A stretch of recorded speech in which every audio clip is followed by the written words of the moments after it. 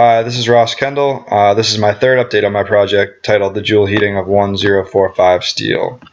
So this week, what I wanted to look at was a cylinder and sphere geometry.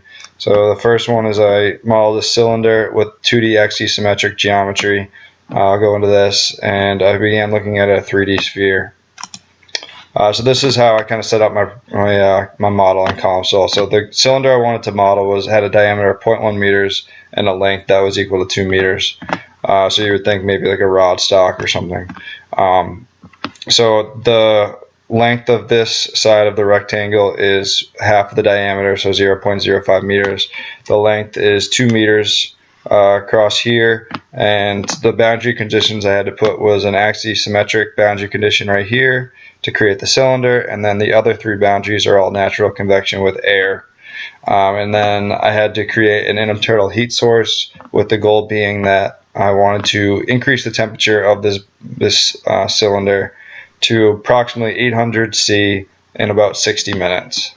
So I had to fiddle with the amount of power going into it, but I found when the Q equals 3.4 e to the 6 watts going into this thing, I was able to get roughly about 800 C. But one thing that I noticed is that when you create this cylinder and run this model is that your ends, because there's a lot more natural convection happening at the ends than there are throughout the cylinder, and you can see that there's a pretty significant decrease in temperature at these ends.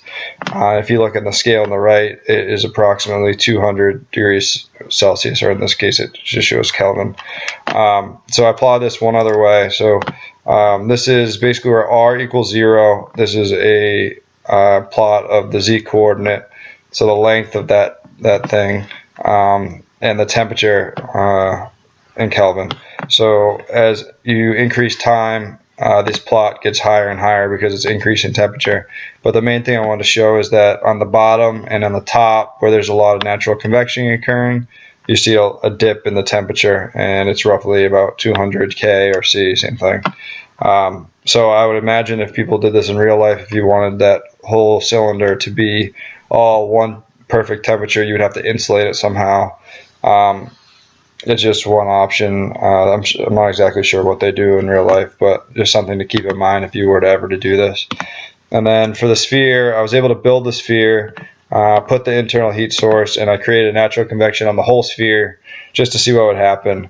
And unlike the cylinder, it doesn't appear that there's a huge temperature gradient from the hottest spot to the lowest. I don't know if that's just because it's showing the outside of the sphere. That's my guess.